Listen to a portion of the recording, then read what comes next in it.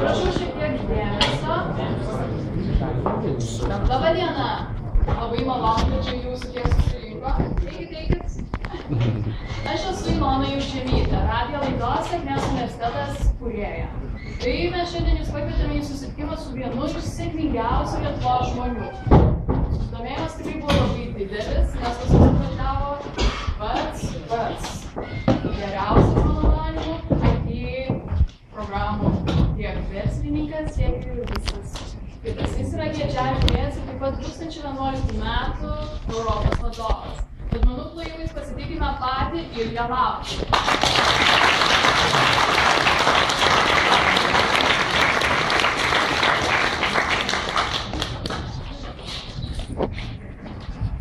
Sveiki visi. Iš tikrųjų, malonu kiek matyti daug susidomėjimų žmonių. Labai dėkingas, kad atėjote čia pasiklausyti. Iš tikrųjų, man Kaunui yra ypatingas komplimentas, nes aš esu čia jau užaugęs.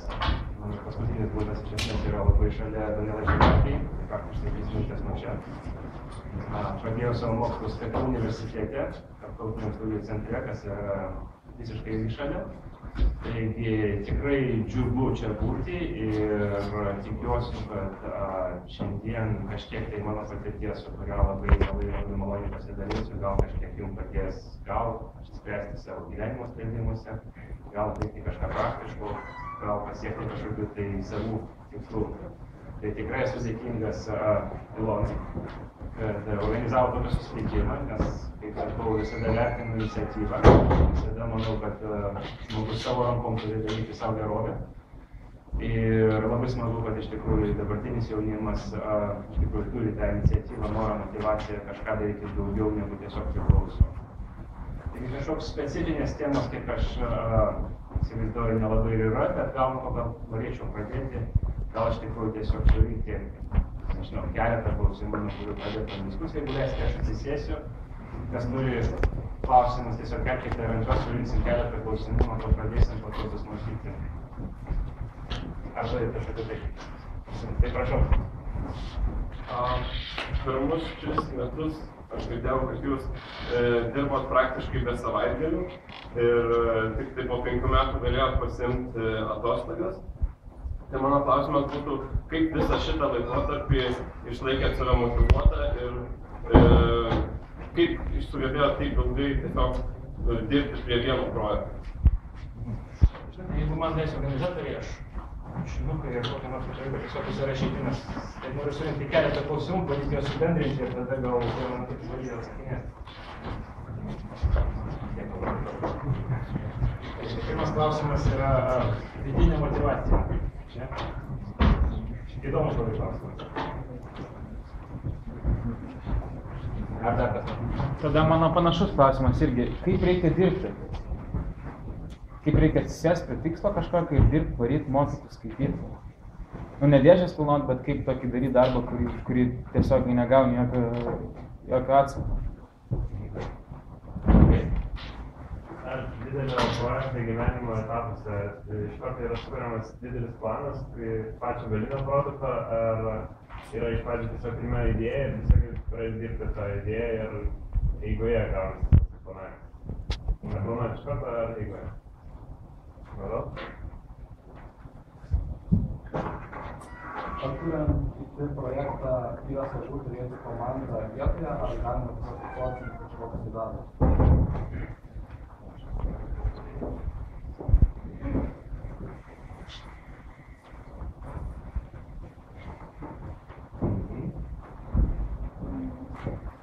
Kaip surasti tinkamą žmogų, kuris palaikytų jūsų idėją ir galėtų paremti pinigais ar kažkokiais kitais dalykais, ko reikia, nes vienas vis tiek negali įgyvendinti didesnio projektą, tai reikia ieškoti tų žmonių, kurie irgi būtų sumotyvuoti tą padėti. Kai dar nieko nėra dar. Kaip surasti tos tinkamus žmogus? Matau? Tai matot, kad pagrindiniai uždaviniai turi būti vykdyti, kad šiuo metu galėtum išlikti IT rinkai.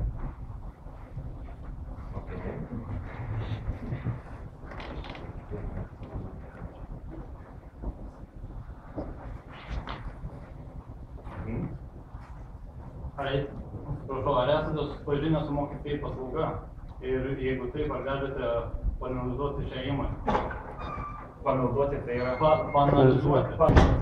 Savo akim pažvelgti ją. Ar būdama ją pateikiamas perspektyvos šiai įmonei išsipildyti. Taip ne, kodėl. Supratau. Labai specifinis klausimas, bet smagu. Viską vyrai klausia. Aš savo. Noriu paklausti asmeniškai apie studijas, ar jos jums buvo praktiškai naudingos?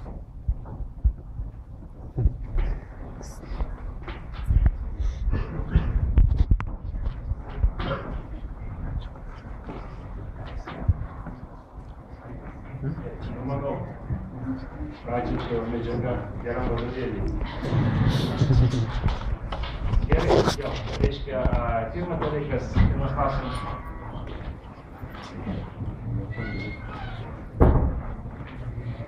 Pirmas klausimas buvo iš tikrųjų, kaip išlaikyti vidinę motivaciją, kaip save priversti dirbti 3 metus be atostogų, šenginių ir dar kažko tai, ir kaip to visų metu save motyvuoti. Jo? Tai toksai trumpas atsakymas yra, kad kai važiuoji dviračiu, tu nelabai gali sau leisti sustoti, nes tiesiog tada nugriūsi, teisingai, ir nesvarbu, ar tu nori ar nenori sustoti. Tai kartais tiesiog kažką pradėjus, esi priverstas tą dalyką užbaigti arba kažkiek tai pasiekti, priešingų atveju tiesiog viskas griūna. Ir iš tikrųjų, ką aš norėčiau iš karto pažymėti aplamai tokią žinutę, bet kuriam jaunam verslininkui, tai yra, kad labai dažnai verslą suvokiame kaip, taip vadinamą angliškai overnight success. Reiškia, visiems atrodo, kad laukia stebuklingos idėjos, idėja atėjus, iš karto ryte, reiškia, jau aš esu milijonierius, viskas man gerai sekasi ir viskas super. Taigi, dažnai pervertinamas yra idėjos reikšmė stipriai ir nedavertinama tas vadinamas įgyvendinimas, tai yra tas darbas, kurį įdedi. Taigi, taip labai grubiai, sakysime, mano pastebėjimu, o man dabar tenka bendrauti tikrai su labai nemažai verslininkų, sakysime, mūsų atstovavimo programuotojų bendrovė yra žiauriai didelė ir aš asmeniškai bendrauju su keletą šimtų, tai aš taip stebiu tas istorijas, jų pradžias ir panašiai, tai mano pastebėjimas maždaug pasiruošti vidiniškai, morališkai 3 metų labai tokio kankaus darbo, tai yra būtina, jeigu tikrai norite kažką pasiekti. Ir dabar irgi noriu pasakyti, kad vienas toksai, sakysime, būtinas bruožas, kur iš tikrųjų labai svarbu paklausti savęs prieš pradedant savo verslą, ar turi tą bruožą, tai yra atsakomybės jausmas. Nes vis tiek skirtingi žmonės skirtingai reaguoja atsakomybę. Vieni gali kelti labai didelę naštą, vieni labai jautriai tą reaguoja, negali naktį miegoti, jeigu nors ten kažkoks tai menka atsakomybė iš tikrųjų yra. Tai mano tiesiog toksai patarimas gyvenimiškas, kad jeigu jūs aplamai gyvenime jaučiate, kad gerai toleruojate atsakomybę, tai yra jau pusė darbo. Ir atvirkščiai, jeigu tikrai jau neramu, negalite miegoti, bet koks menkas atsakomybės jausmas iš tikrųjų kelia nerimą, tai tada tiesiog geriau aplamai neprasidėti atsakomybės. Atsakomybė tai yra tas dalykas, kuris iš tikrųjų bus pagrindinė varomoji jėga. Taigi, taip atsakant irgi tą klausimą, kas motyvuoja, tai atsakymas paprastas - atsakomybė. Nes iš pradžių, kaip prasideda verslas? Iš pradžių pradedi dirbti, sakysime, kažkiek tai projektų gal vienas, gal užsakymą, panašiai, su draugais, ir tas atsakomybės, sakysime, kaip tokios yra labai mažai. Po truputėlį įsivažiavus, reiškia, atsiranda atsakomybė prieš klientus. Nes darant bet ką, tu vis tiek prisiimi tam tikrus įsipareigojimus. Pavyzdžiui, jeigu prašai kažkokį tai programinį kūrinį, tai įsipareigoji klientui parašyti tam tikrą programą, aplikaciją, interneto svetainę, duomenų bazę ar dar kažką tai tam tikroje laikotarpio.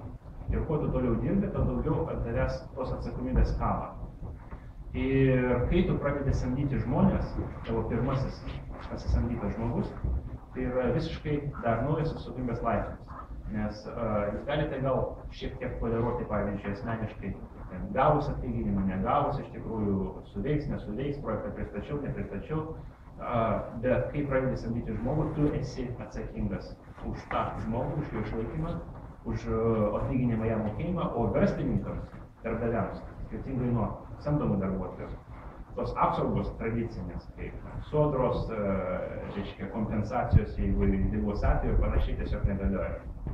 Taigi labai viskas paprasta. nepristatai projekto, nepadarai, su tavim neatsiskaitė, dar pusę velnio, jeigu kaip sakoma, tai reiškia, kad tu negavai pinigų, bet tai gali reiškia, kad tu pirmadienį ateini į darbą ir žiūri tokiom akim į savo darbuotojus ir sakai, žinote ką, aš neturiu pinigų jų mokėti.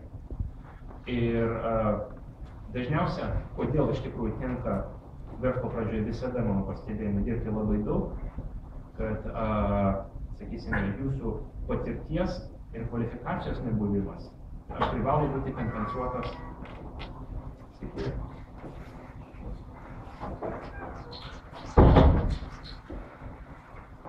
kompensuotas labai dideliu darbštingumu. Nes irgi įsivaizduokite, kad pavyzdžiui dabar gavus kažkokią tai, darant prielaidą, kad jūs išlaikėte kažkokią tai programą ar interneto svetainę, gavus vieną kitą užsakymą ir neturint patirties ir norėdami padaryti laiku ir kokybiškai, be abejo privalote įdėti labai daug pastangų. Taigi, sakysime, vėlgi taip jau galutinai atsakiusi tą klausimą, ne dėl to aš sėdėjau be atostogų, be savaitgalių, kartais ten miegodamas 4 valandas, kad tiesiog taip norėjusi, bet dėl to, kad buvau prisikrovęs labai daug ko, nes tą privalai vis tiek daryti, pasirašant sutartį, prisiėmė atsakomybę, samdant darbuotojus prisiėmė atsakomybę už jų likimą ir tiesiog neturi išeities. Nes arba tu padarai laiku, pirmadienį, pristatai projektą, tau atsiskaito, tau viskas veikia, arba tu žinai, kad jeigu tau, pavyzdžiui, dabar išėjus ten pažaisti krepšinio, pirmadienį tas projektas nebus užbaigtas, geriausiu atveju nebus atsiskaityti laiku, blogiausiu atveju bus bauda, kurią tau dar, sakysime, privalėsi sumokėti ir tada tiesiog įmonė neis pinigų, bankrutuos ir kaip tu žiūrėsi į akis savo darbuotojus. Taigi, ne iš geros valios, iš tikrųjų taip atsitinka, kad labai ilgai ir daug sėdi. Dažniausia nelabai suvokia, į ką eini, čia kaip Kolumbas, kuris žino, kad aš ten važiuoju, noriu, bet kad jam kažkas pasakytų, kad tai būtų 4-6 mėnesiai sklaidžiojimų ir niekur nedingsi, nes viskas arba pasieki kitą kraštą, arba paskesti, taškas. Tai du variantai. Tai tas iš tikrųjų galioja. Gera naujiena, kad ne vienas žmogus tą kelią yra praėjęs, po 1 metų jau netaip skauda, taigi prie to galima priprasti, bet iš tikrųjų tas toksai savybės, asmenybės bruožas, kuris neduoda suderėti viskam, tai yra visų pirma atsakomybė. Nes kai jauti atsakomybę, tai tada, reiškia, tau iš karto atkrenta noras išmainyti, sakysime, tą darbą į kažkokią tai gal lengvesnį ten pramogą, ar sportą, ar dar kažką. Tai, sakysime, tokie buvo pirmieji metai. Bet irgi gera naujiena yra ta, kad, iš esmės, sakysime,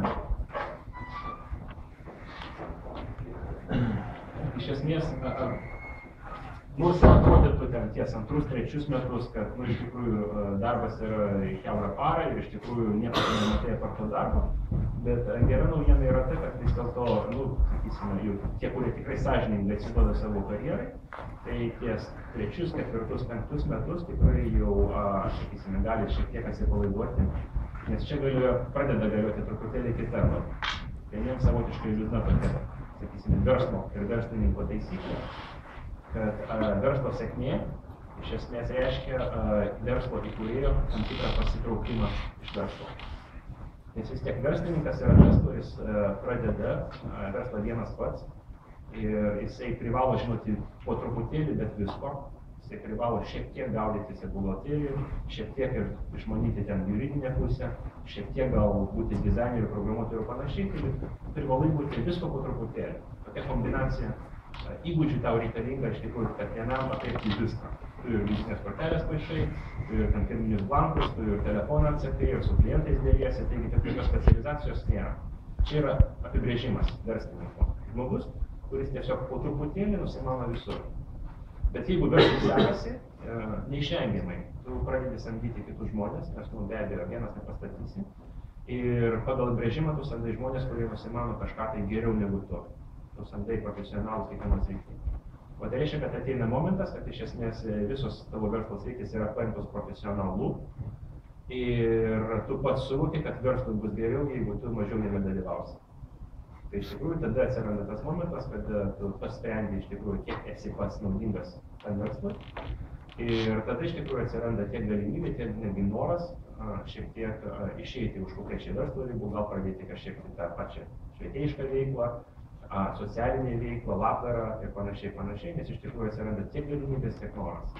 Taigi, gera naujiena, kad gerai padirbėjau 5 metus, po to jau gyvenimas labai stipriai palengvėja. O žinote, psichologai sako, kad žmogui, jeigu pastatyti labai aišku, labai ryškų tikslą, jisai gali iškentėti viską. Čia yra grinai tokia psichologinė tiesa, kurie, nežinau, čia aplamai susikūrė iš tų krypčių, bet viena iš tokių terapijos psichologinių metodų yra apibrėžti žmogui šviesią ateitį, jisai iškentės viską. Taigi, žinant tikrai, ko nori, tada iš tikrųjų, sakysime, tos pastangos, tas darbas keletą metų tikrai neatrodo kažkas tai nepakeliamas. Tai va, tai tos keletą metų gali jau iškentėti, o po to lengviau. Žinote, kad irgi toks įdomus pastebėjimas, žinių įsisavinimas.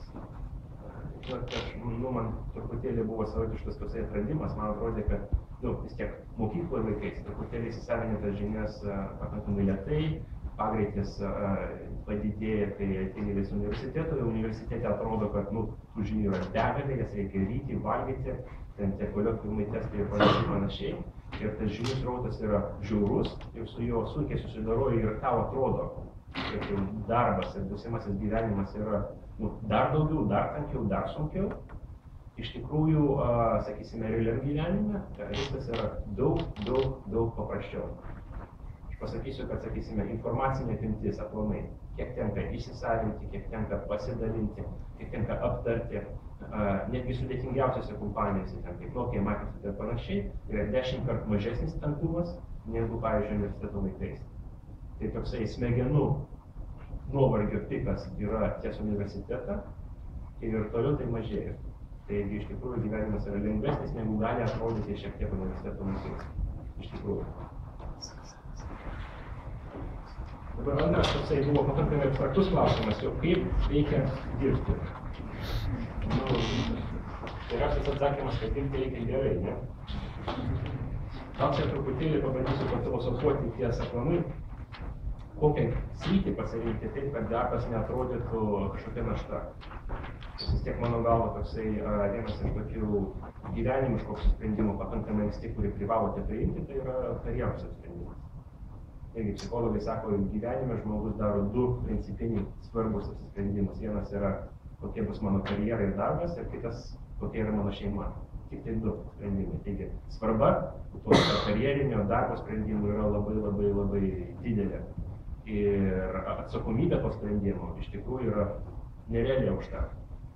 Ir kas yra svarbu iš tikrųjų apsispręsti, ką iš tikrųjų tu, mano patarimas, mėgsti daryti.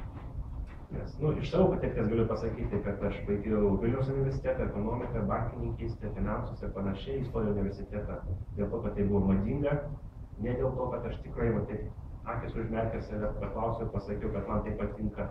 Tiesiog tais metais tai buvo, tai buvo prestižas, tai buvo skaitoma, kad tai yra geriausia iš tikrųjų specialybė ir panašiai. Nepaisant to, kad aš visada žinau, kad kompiuteriai man daug daugiau prie širdies, pirmą kartą paragavau juos 4 metų bebudamas. Taigi jau šiek tiek programavau ir mokykloje ir panašiai, ir man visada tai patikdavo, taigi visada tai laikiau savo hobiu. Bet kai paverčiau tą darbą, pastebėjau vieną tokią įžvalgą gyvenimo, kad kai darbas tau patinka, darbas tau pasidaro gyvenimo dalis. Tai pasidaro savaime prasmė. Ir tai reiškia, kad jūs nežiūrite į darbą kaip į sugaištą laiką, kaip priemonė užsidirbti pakankamai pinigų, kad iš tikrųjų daryti, ką nori. Nes taip darant, tada iš tikrųjų išmeti trečdalį savo gyvenimo dalio. Tai reiškia, kad trečdalį tu darai, ko nenori, nemėgsti, nepatinka, tik tai tam, kad gyventi likusią trečdalį. Darant prielaidą, kad kitą trečdalį mėgi. Dabar jeigu pasirenki daryti, kas iš tikrųjų tau prie širdies, randi tame įdomumą, tai atsitinka 2 stebuklingi dalykai. Pirmas dalykas, tau darbas savaime pasidaro prasmė ir malonumas gyvenime. Tu neini į darbą, kaip kažkada aš eidavau mokyklą, bet vėl, prieš 7 valandą rytą reikia keltis. Iš tikrųjų, kasdieną eini į darbą, nes jauti, kad gausi tam tikrą malonumą iš to. Pasidaro tavo gyvenimo dalis, tavo laimė padidėja. O kitas dalykas irgi pastebėjimas toksai, žmogus, kuris myli savo darbą, iš tikrųjų padaro daug kokybiškesnį, geresnį dalyką negu kiti. O tai reiškia, kad ir sėkmės tikimybė yra labai daug didesnė negu, sakysim, kito. Taigi, toksai mano gyvenimiškas irgi patarimas, tai savęs iš tikrųjų atsiklausti, ką iš tikrųjų man patinka daryti. Ne kokia mano specialybė, nes tarp kitko dirbti ne pagal specialybę yra labai paprasta. Nežinau, Lietuvoje kiek baigusių mokslus iš tikrųjų dirba pagal pagrindinį specialybę ir užsienį to nepastebi. Pastebi architektus, kurie programuoja ir panašiai. Taigi, kad esate dabar tam tikram kursai ir studijuojate tam tikrą specialybę, visiškai nereiškia, kad tai privalo būti jūsų gyvenimo karjeros profesinis pasirinkimas, visiškai ne. Bet tikrai atsiklausti savęs, ką iš tikrųjų mėgsti daryti, kas patinka, kam gali atiduoti širdį, tai tas yra svarbu, nes nuo to priklausys tiek sėkmė, tiek laimė. Tas yra svarbu. Dabar toksai įdomus irgi toksai klausimas, ar iš karto geriau braižyti labai didelį planą, ar pradėti nuo kažko tai mažo ir po to po truputėlį tobulinti. Tai čia irgi gal tokia savotiška gyvenimo įžvalga pasidalinčiau, kad mano galva numatyti kažko didelio ir sėkmingo iš anksto negali niekas. Aš to netikiu. Jo, čia tokia savotiška palyginimą, kur aš išmąsčiau. Aplamai, kad įrodyti, kad žmogaus galimybė suvokti, aplamai, ką darai ir to pasiekmes yra ant tiek ribotos, kad mes netgi patys to nepatys. Yra paprastas toksai pavyzdys. Turėsiu žaidžia šachmatais, aplamai. Trečias jau. Kažkadaise iki RPG žaidimų internete šachmatai buvo vos ne vienintelė strategija, tai daugiau žmonių žaidžia. Bet tikriausiai, kurie žaidžia ir kurie nežaidžia, maždaug nujaučia, kad tam, kad geras šachmatininkas iš tikrųjų mokėtų žaisti šachmatus ir bent jau numatyti 4 ėjimus į priekį, reikia praleisti maždaug 10-20 metų tiesiog praktikuojant šachmatus. Tam, kad bent jau numatyti 4 žingsnių į priekį. Dabar pažiūrėti statistiškai į šachmatus kaip objektą sprendimą. Jo, tai yra 64 pastelės, 32 figūros, visos jos yra matomos ir žinomos. Ir vis tiek reikia 10 metų, kad bent jau gaudytis, kas darosi va tokiam statistiškai primityviam objektui.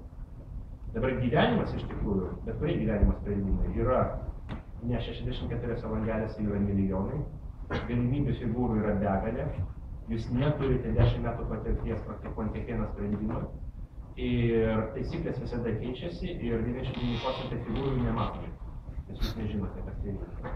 Taigi, statistiškai tiesiog įvertinti netgi paprastus sprendimus yra tiesiog neįmanoma ir, žinote, kartais netgi eini iki tokio taško, kad pradedi galvoti, ar aplamai, reiškia, žmogus priima racionalius sprendimus. Irgi kitas įrodymas to pačio dalyko. Be abejo, man labai artimai yra telekomunikacijos sritis, tai aš pakankamai dažnai bendrauju su telekomunikacijų bendrojo pasaulio. Ir kas man krito į akis, toks irgi vienas pastebėjimas.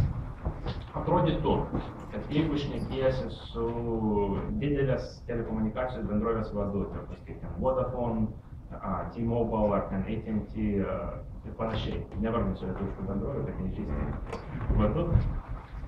Ir atrodytų, žmogus negalėtų teoriškai vadovauti tokiai bendrovei, jeigu jisai bent jau nebūtų profesionalas savo srity, nes jisai nepakiltų karjeros laiptais. Atrodytų, jeigu vadas, tai kaip ir turėtų būti protingas patyręs, žinoti savo sritį. Dabar kas yra keista, kad paklausi vieną tą patį klausimą. Pavyzdžiui, prieš 5 metus, kalbėdami, keldavau klausimą, kaip jūs žiūrite mobilias aplikacijas jūsų verslui, telekomunikacijų bendrovėje. Sveikia, nesveikia, palaikysit ne. Reiškia, vienas sako, jau būtinai, nes tai yra ateitis, tai yra duomenų vartojimas, tai yra, reiškia, didesnis pajamas vartotojų, jie pirks geresnius telefonus ir panašiai, tai be abejo labai sveika, palaikysit. Pakalbė su kito, irgi vadas, irgi protingas, irgi tokia bendrovė, irgi toje pačioje rinkoje. Ir jos sprendimas, ne, kaip čia galima, nes čia nužudys mūsų SMS verslas, mes dabar didžiausias pajamas, reiškia, žmonės pradės bendrauti nemokamai per tos pranešimų įvykius ir kai kur aplikacijose, nepirks mūsų SMS planų, reiškia, ir panašiai, ne jokių būdų. Dabar klausimas toksai, 2 žmonės, 2 protingi, 2 patyrę, 2 dirba identišką srity, vadovauja identiškam bendrovėm, turi visiškai priešingus požiūrius į paprastą banalų verslo sprendimą. Tai tada atrodytų, tokiu atveju sprendimo kokybė kiekvieno iš jų kaip prasmetimas. Taip ar ne, tas pats. Nes darai prielaidą, jeigu abu tikrai suvoktų, 2 + 2 visada yra 4. Reiškia, jeigu abu tikrai suvoktų 100% rinką, reiškia, privalėtų būti požiūris ir sprendimai vienodi. Reiškia, tai, kad ne vienodi, tai rodo tik tai vieną dalyką, kad jie nesuvokia, ką daro. Realiai. Taigi, tokia irgi mano metafora analogija kilusi iš to, yra, kad įsivaizduokite, ponai, bet tokios problemos sprendimas yra, kaip, įsivaizduokite savo New Yorko didmiestį, jums reikia patekti iš galo A į galą B naktį su automobiliu, jūs nevelnės nežinote, kiek tos gatvės sankryžos, kas kaip daryti, jūsų gyvenime pasitaiko tų sankryžų kas 5 metrai, jums reikia daryti sprendimus tiesiai kairį į dešinę, jūs pakankamai turite įžvalgos patirties išminties, kaip jūsų paros veišiančios 3 metrai į priekį, kad bent jau neužmušti kokį nors atsitiktinai žmogų, bet priešingų atveju tai yra tiesiog spėliojimas, kiek jis vieną sankryžą ar kairį į dešinę. Taigi 10 iš 1000 pravažiuos tą miestą pilnai atsitiktinai. Tada pasakos likusim 90% reiškia dalinsis gyvenimo išmintimi, žvalgom ir taisyklių, reiškia kiti bus paklydę. Bet grįžtant prie to pradinio klausimo, ką aš pastebėjau. Ir tą labai paprastai irgi patikrinti jums patiems. Paimkite 10 jūsų manymų sėkmingiausių istorijų dabartinio. Facebookas, Google, Zynga, Groupon, panašiai. Ir tiesiog panalizuokite istoriją. Klausimas reiškia toksai, ar įkūrėjai įkūrimo metu iš tikrųjų planavo ir žinojo, ką jie kūrė. Atsakymas bus nevelniai visiškai. Visiškai. Reiškia, sėkmingiausias verslo modelis Google buvo sukurtas visiškai atsitiktinai, jų pajamų modelis atėjo 7 metai po to, kaip jie aplamai sukūrė savo kūdikį. Iš pradžių jie ten lakstė, bandė parduoti Yahoo ir kitiem savo, kaip jiem atrodė, geresnė paieškos technologija, tai tiesiog tikėjosi uždirbti iš algoritmo.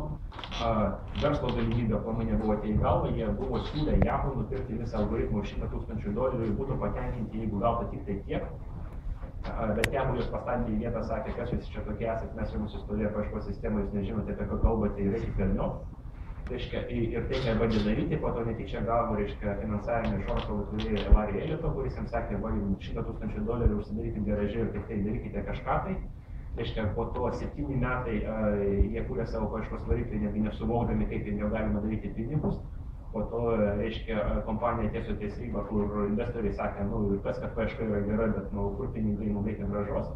Ir tik tai, kai kita kompanija, visiškai kita, Overture, atrado būtent tą reklamos modelį paieškos sistemos, tada Google pasakė, wow, labai gerai pritaikyti mums, iš esmės perėmė, netgi neatrado, tiesiog perėmė svetimą verslo modelį ir tada baba pasidarė labai sėkminga kompanija, kuri dabar verta yra daugiau negu Microsoft ir panašiai.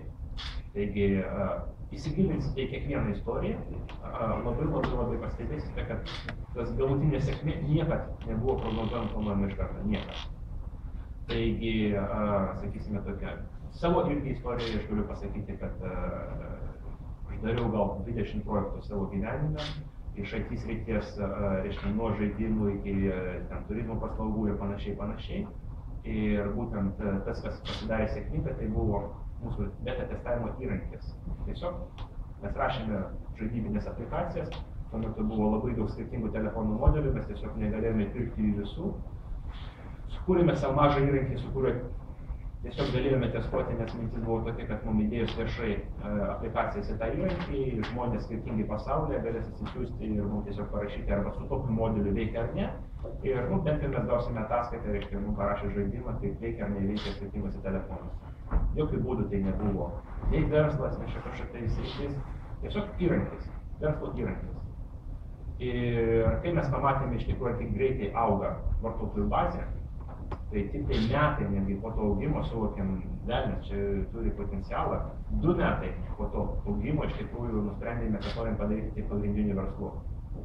Taigi, atsakymas toksai, tą klausimą būtų geriau pradėti nuo kažko mažo. Galima fantazuoti daug ką nori, bet pasieksi, jeigu ir pasieksi, tai tikrai ne tą, arba ne taip, arba visai kitaip. Tegu negąsdina, kad tikrai neturite grandioziškų kažkokio tai detalaus daivoraizdžio surinkimo plano. pradėti ir savaime sveika.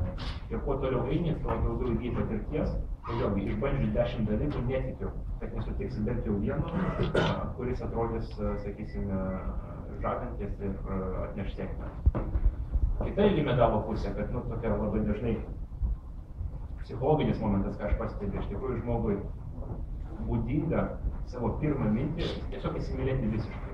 Dažniausiai žmogus, kuris neturi prieš nei vieno karto nieko padaręs, jam atrodo, kad geniali mintis ten naujos kartos socialinis tinklas. Ir, reiškia, psichologiškai jam sėkmės tikimybė to projekto atrodo 100%, nes tai yra tavo kūdikis, tu tiesiog negali patikėti, kad tai negali būti. Dėl to jisai, bijo pasidalyti tą mintį su kažkuo kitu, nes atrodytų, kad kažkas pavogs, iš karto greičiau padarys, išmes tave velniop, tai laikosi už tos idėjos ir niekam neišsako, įskaitant investuotojus, patėlius partnerius ir panašiai, tai sėdė ant tokių kiaušinių ir niekam neduodi ir pats nedarai. Jo, kitas dalykas, kad kai iš tikrųjų, jeigu kažkas ir pradeda daryti, statistiškai pirmos idėjos ir pirmo bandymo tikimybei sėkmės yra beveik nulinė. Beveik. Ir kas iš tikrųjų išeina, kad pabandžius vieną kartą, žmogus jau nusivila šiek tiek, bet vis dėlto antrąją idėją dar teikia. Po antros idėjos, reiškia, nusivylimas dar yra stipresnis ir jau ten trečią idėją pradeda abejoti ir ateina taškas, kur iš tikrųjų pradeda visiškai abejoti. Taigi, sakysime, jeigu taip nubrėžti, tai pasitikėjimas savim mažėja. Kas yra keista, kad statistiškai sėkmės tikimybė didėja. Nes kiekvienas sekantis bandymas reiškia, kad jūs jau išmokote kažkas taip pamokas, kažko jau nedarysite, bet jau žinote, kur reikia neiti, darote kažką tai efektyviau, pastebėt, mokotės, įgyti patirties ir panašiai, kai statistiškai kiekvienos sekančios idėjos sėkmės tikimybė didėja. Taigi, ką aš esu matęs ir ko aš esu nusivylęs, kad labai daug žmonių tiesiog nebetraukia. Tiesiog po antro, trečio bandymo sako, velniop, aš neprotingas, negabus, nieko nemoku, reiškia, man kyla dėl to depresija, nesuvokiu, kad aš esu mažas pusdėliukas, o ne Napoleonas ir panašiai. Einu dirbti samdyti darbą, reiškia, ir tada nusivylu gyvenimą, reiškia, ir tada, toksai žmogus labai gaila tokį žmogų žiūrėti. Taigi, ko tikrai aš, galėčiau palinkėti ir pasidalinti, kad reikia tikėti, kad sėkmė nėra funkcija iš tavo pastangų, o tai reiškia, kad jeigu tau kažkas nepasisekė ne dėl to, kad tu blogas, dėl to, kad tiesiog nepasisekė. B, kuo toliau bandai ir kuo daugiau bandai, tuo sėkmės tikimybė yra didesnė. Taigi vėl grįžti prie tos formulės, kad jeigu tiesiog savo pasižadi, kad noriu, pavyzdžiui, mano kelias tikrai noriu bent jau sąžininkai išbandyti savo verslą, tada pasiruošiu atiduoti savo 3 gyvenimo metus tam, nepasiduoti po 1 mėnesio, po 3 mėnesių, po 6 mėnesių, tiesiog susitaikyti. Ir dažnai tarp kitko tam pačiam slėnyje, Stanfordo, reiškia, patiniai dažnai turi tokią gyvenimo formulę, reiškia, kad baigus universitetą 3 metus kažką bando, reiškia, nepasisekus, tada eina dirba samdytą darbą, nes dar ne per vėlų pradėti realią karjerą. Bet iš tikrųjų sąžiningai atiduoda. Ir antra išvada irgi, kad nepasisekus pirmo projektui, iš tikrųjų neturėtų ir nereikėtų nusivilti, tiesiog reikia pabandyti dar kažkokį. O pradėti nuo mažo. Ir jeigu neturite kažkokį tai napoleoniškų planų, detalaus plano, kaip užkariauti pasaulį, tai to ir nereikia. Ir nemanau, kad, sakysime, tos sėkmės istorijos, kur planai jūs žinote, kad nuo to prasidėjo. Aš pats neskaitau, ką aš čia parašiau. Mano klausimas buvo, ar svarbu tikėti...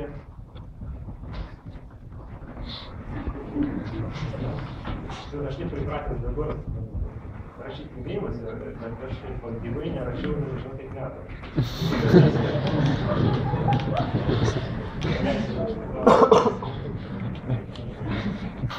Gal priminsite, kas iš jūsų buvo, ar svarbu tikėti?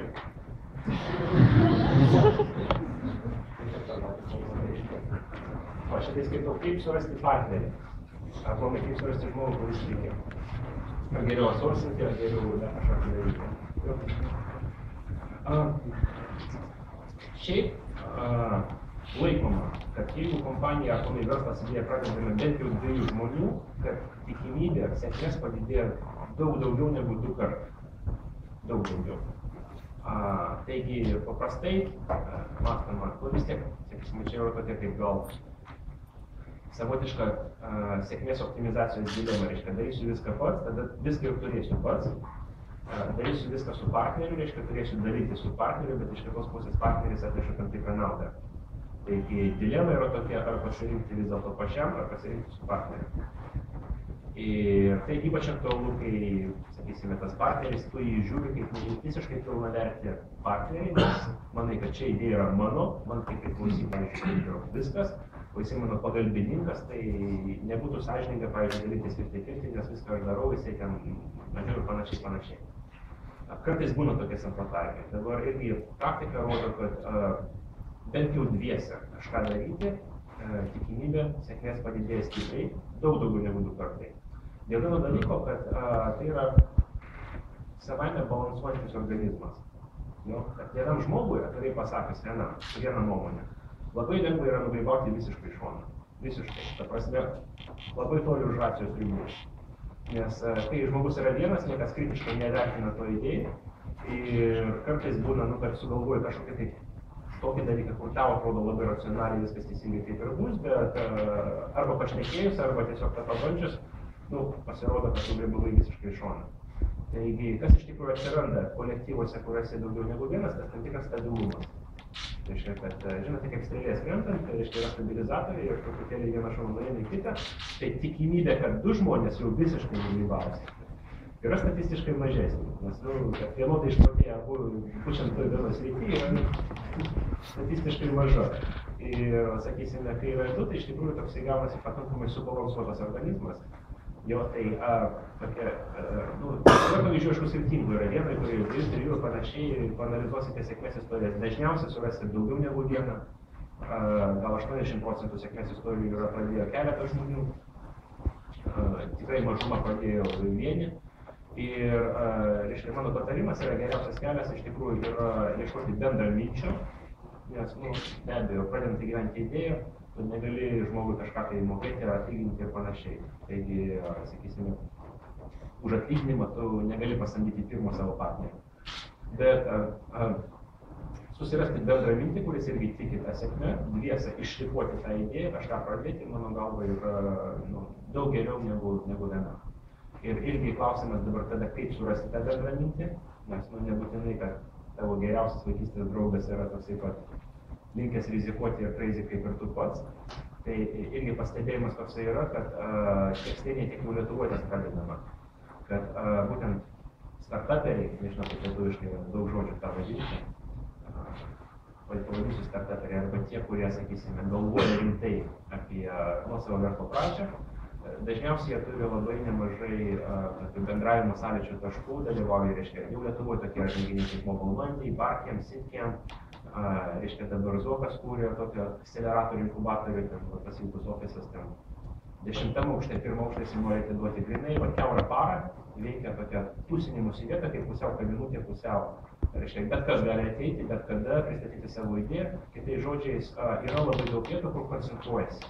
Tokie jauni žmonės, kuriems tai yra įdomu. Tai vien Lietuvoje tokių renginių gal jau yra apie 10.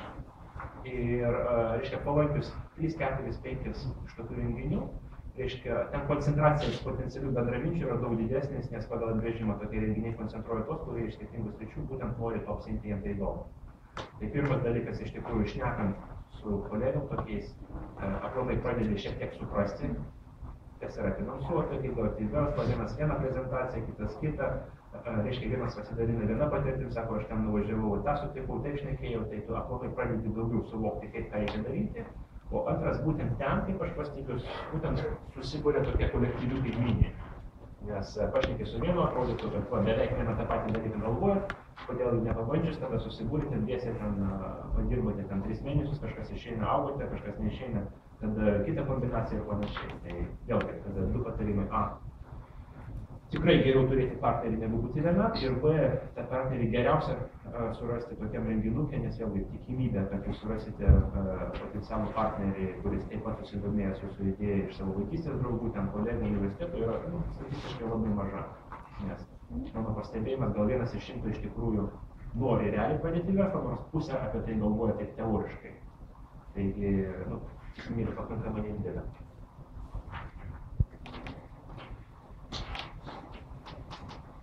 Vėlgi skaitau. Mokėtėjai dabar įsivaizduoja. Gerai, jo. Kas, apalai žino, kas yra mokėtėjai? Trečias irgi. Reiškia, labai pradėsiu nuo to, kad viena iš tokių žadančių technologijų ateities yra taip vadinama NFC komunikacija. Bet žino, kas yra NFC. Ta pati trečdalis. Reiškia, NFC iššifruojama kaip Near Field Communication. Tai yra, kas žino, kas yra Bluetooth. Daugiau. Tai žino, kas yra USB. Gerai, reiškia, disko modelinai tai yra USB. Tai labai grubiai, tai yra panaši technologija į USB, tik tai nieko nereikia kišti. Reiškia, pakankamai tiesiog sudėti du daiktus. Reiškia, jeigu USB, tai čia būtų USB raktas, čia būtų kompiuteris, tai realiai fiziškai įkiši. Tai NFC tiesiog tu pridėti, ir reiškia, yra dalykas ir jungiklis yra kiekvienam, ir jie susikalba momentaliai tarpusavį, vėlgi panašiai kaip ir USB jungiklis susikalba tarpusavį. Tai reiškia, pliusas technologijos yra tas, kad nieko nereikia kišti ir gali, pavyzdžiui, piniginį ištraukti tiesiog padėjus ant bankomato ar iš karto duoda pinigus. Atsiskaityti parduotuvėje gali tiesiog kredito kortelę tiesiog prisilietus prie kasos aparato, reiškia, iš karto momentaliai atsiskaitimas vyksta. Gal Google Pay padaryti šitą daiktą? Google Wallet. Google Wallet yra pagrįsta NFC technologija ir tai yra iš esmės analogas mokėtėjai. Tai yra panašu, kai ką mokėtėjai daro. Vėlgi, taip pat tai yra NFC technologija. Jinai yra, reiškia, vadinama būtent Near Field. Būtent dėl to, kad tas radio dažnis veikia tik tai 2 cm atstume, tai kad niekas nepiktnaudžiautų. Nes, pavyzdžiui, padarys tą patį per Bluetooth'ą, tai tada tiesiog praeisi šalia kasos aparato ir tam nuskaitys, tai tu to nenori, teisingai. O tikimybė, kad netyčia atsitiktinai tu prisiliesi 2 cm, tai laikom pakankamai saugus atstumas, tam, kad nereikėtų PIN kodų ar kažkokių taip saugų papildomai. Tiesiog savame prisilietimas yra jau toksai įrodymas, kad iš tikrųjų tu būtent sąžiningai nori atlikti tą operaciją. Tai čia NFC. Tai NFC naudojama labai skirtingiem tikslam, bet vienas iš tokių svarbesnių įdomesnių be abejo yra mokėjimai. Mokėjimai tai yra, reiškia, mokėjimai vieno prisilietimo. Ateinu parduotuvę, prisiliečiu prie kasos aparato, visą atsiskaityti. Ir mokėtėjai yra būtent tokia paslauga. Reiškia, tai reiškia, kad jie iš vienos pusės pasirašo sutartį su jumis kaip fizinio asmenį ir sako, jūs man duodate banko sąskaitą arba kreditinės kortelės numerį arba kitus savo mokėjimo duomenis. Jūs man leidžiate mano paslaugai už jūs atsiskaitinėti. Už tai aš jums duodu, kol kas tai yra lipdukas. Tiesiog įvairiai tiesiog ir jisai turi tą čipą savo lipdutę. Vėliau tai tiesiog galima bus, sakysim, instaliuoti telefoną, kuris jau visi telefonai kitais metais jau visi 10 turėsime čipus. Tai už tai, reiškia, aš jums duodu lipduką, reiškia, pagal tą lipduką jūs galite atsiskaityti kiekvienoje vietoje, kur turi, sakysime, tą NFC atsiskaitimą. Jis buvo išbandytas šių metų krepšinio, reiškia, čempionate, reiškia, labai daug mokėjimų neoficialių už alų ten, rungtynėse arenose ir panašiai buvo daroma per tą mokėtėjų sistemą ir panašiai. Labai užsidegęs ir Antanas Zabulis, tai Rungtynių vadas, labai palaiko ir aplamai laikoma, kad tai yra pakankamai žalia įdomi technologija. Dabar analizė, jo, vėlgi aš nesėjimu, sakysime, kaip formaliai sakyti, kas yra gerai blogai. Reiškia, kas man patinka, kas man nepatinka, vėlgi čia yra asmeninė nuomonė. Reiškia, kas man nepatinka, kad įkūrėjai paslaugos užsibrėžė savo labai daug tikslų ir vienu metu kūrė, reiškia, ir mokėjimą, ir, reiškia, čekino socialinį tinklą. Tai žinot, Foursquare, čekino socialinį tinklą. Labai mažai. Tai yra panašu kaip Facebookas, bet, reiškia, mintis yra tokia, kad užsiregistravus tam tikrą, reiškia, atėjus į fizišką vietą, pavyzdžiui, universitetą, tu gali paspausti mygtuką, telefonas išmatuoja tavo padėtį, reiškia, užregistruoja tave serverį ir tavo visi draugai žino, kad tu esi va šiuo metu šitam universitete. Bet dar daugiau, reiškia, jeigu tu esi dažnai ir labai daug paspaudi mygtukų šitam vietovėj, tave padaro, sakysime, šios vietovės vadu, vadinai tai mayor. Reiškia, ir mintis tokia, kad jeigu aš labai dažnai esu kažkokie tai kaviniai ir kiekvieną kartą čekinas link, tai tada, reiškia, aš tampu kaip ir vadas šitos vietovės, man vis tiek, kaip, žinote, buvo toksai vaikystės žaidimas, reiškia, kalnelio karalis, ne? Tai aš toksai savo karalis čia sėdžiu, o ypač yra cool, reiškia, kai aš čekiniuosi kur nors ten iš Maldyvų, ar ten kur nors ten Dubajus, tai mano draugai mato, va, jisai ten, o čia dabar aš ten cool restorane sėdė, o čia dabar va, super diskoteka, o čia šokamės į butikį ir panašiai. Tokia koncepcija yra. Reiškia, bet labai madinga greitai auginti, 80 milijonų vartotojų pasaulyje ir panašiai. Ir kad kitko finansiškai. O kaip įspūdžiai iš karto. Bet tas modelis yra finansiškai sėkmingai, nes kurie žino Groupon? Kaip, reikia skaityti tiek pradžią.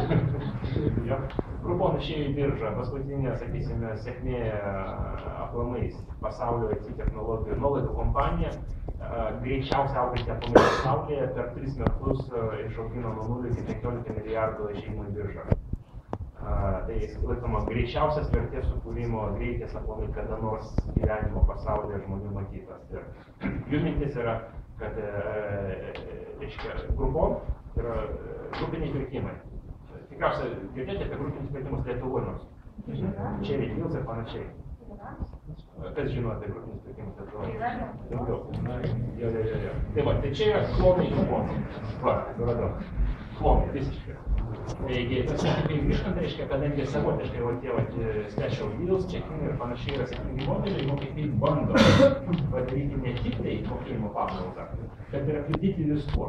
Tai reiškia, tu ir check-inėsi tu to mokėjimu, special deal ateina telefonas ir panašiai. Mano asmeninis toks įsitikinimas, kad nori padaryti kažką, pirmas dalykas, aplamai kažką darant, privalai padaryti labai gerai.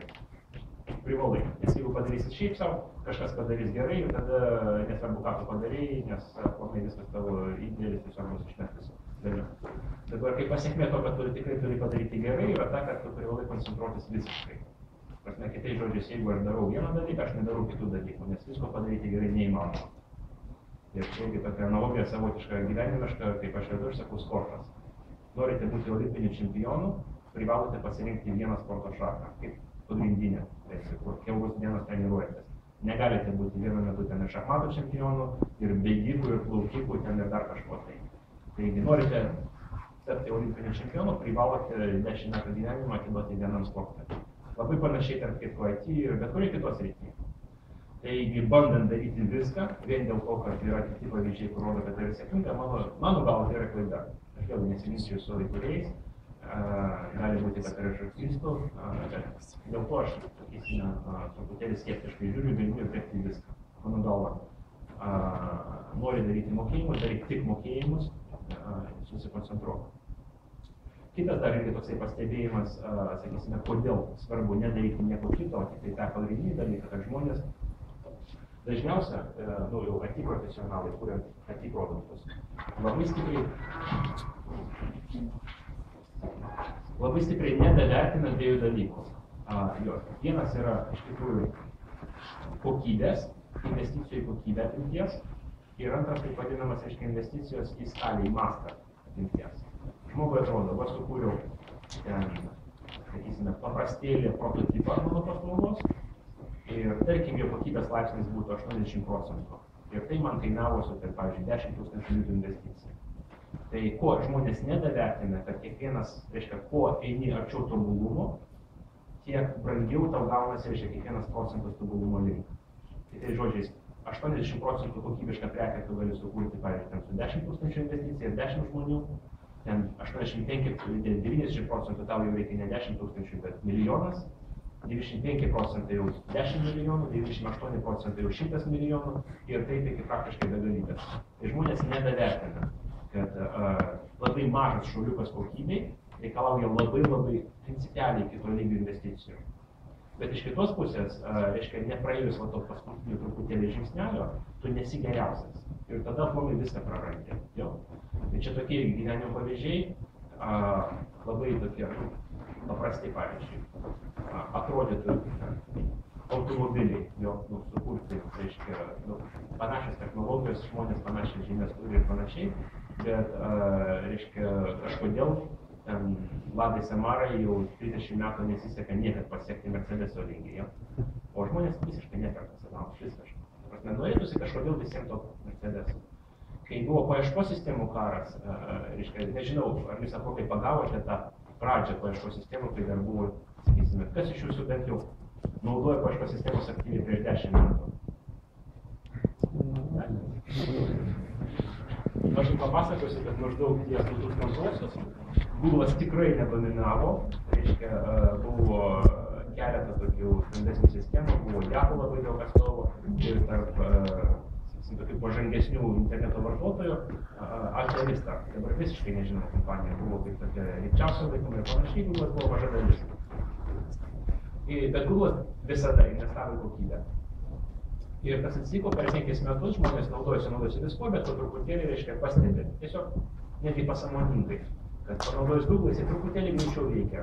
Ten jo response time'as yra ten pusę sekundės, o ten Alta Vistos yra pilna sekundė. Ten truputėlį geresnės paieškos, reiškia, tau pakanka pirmą puslapį peržiūrėti ir tu surandi, ko nori. O kitose sistemose tau reikia pervartyti 3 puslapius. Panašiai susikaupia ir per 5 metus visi tiesiog susibūrė ties geriausią daiktą ir viskas. Bet iš tikrųjų noriu pasakyti, kad investicija į kokybę labai nelinėjinė ir to žmonės nedavertina. Jiem atrodo, va, aš čia padariau jau prototipas mano pusę darbo, kainavo tiek, tiesiog padvigubinsiu investiciją, bus tobulas produktas, man to pakanka. Iš tikrųjų, reiškia, tą antrą pusę praeiti reikia ne dvigubai tiek, o 1000 kartų tiek. Čia irgi kaip pavyzdys, tiesiog, kurie iš sako nesusidūrė su interneto, pavyzdžiui, svetainių kūrimo. Tai, pavyzdžiui, paprastas banalus dalykas. Du paminėsiu iš jau mūsų gyvenimo praktikos. Reiškia, pirmas, kai mes keitėme titulinį puslapį į paskutinį, į dabartinį. Be abejo, man norėjusi padaryti visiškai geriausią.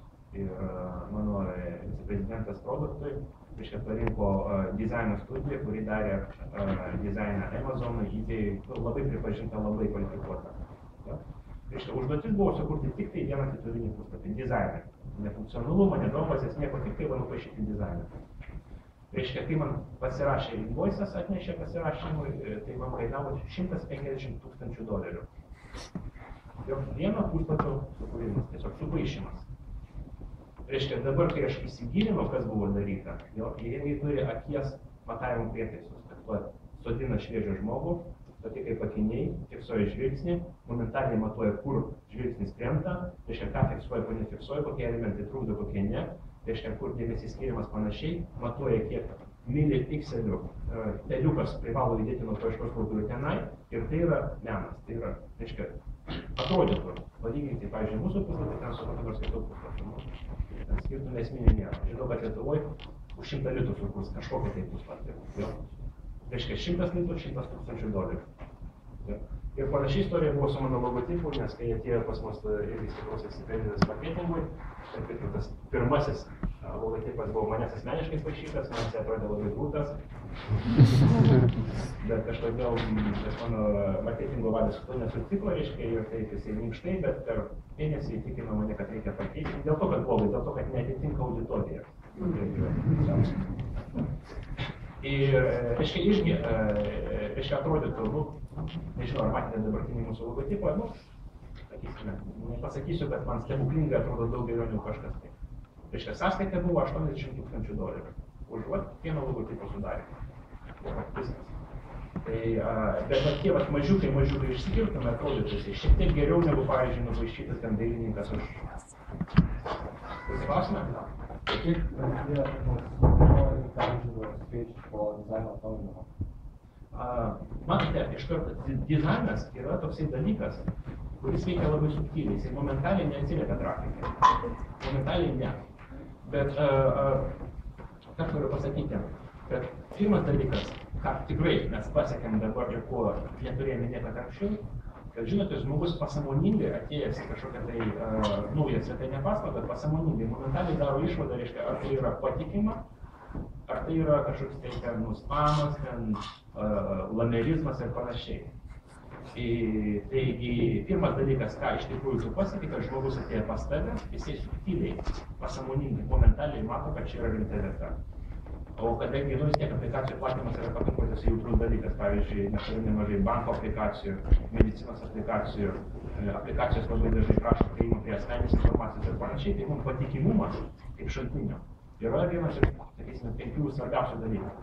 Mums reikia iš karto įsivaizduoti, atėjęs žmogus, kuris, pavyzdžiui, niekad mūsų nemato, ir jam reikia momentaliai apsispręsti, reiškia, jisai pasitikė pakankamai mumis, kad atsisiųsti iš mūsų banko aplikaciją, kurie atsiduoda savo kredito kortelę, banko prisijungimą panašiai duomenys.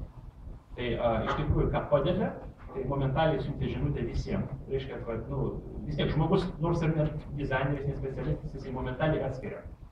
Ar čia yra, sakysime, hakerių ten spamerių ir panašiai vieta, ar čia yra profesionaliai kokybiška svetainė. Dabar kitą irgi atvejį pasakosiu gyvą, jisai ne su mumis atsitiko, bet su panašia bendrovė.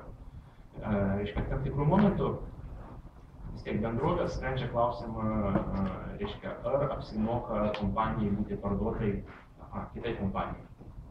Ir tuo momentu keista, kaip beskambėtų, bet, reiškia, dizainas turi vos nelemiamai sportą.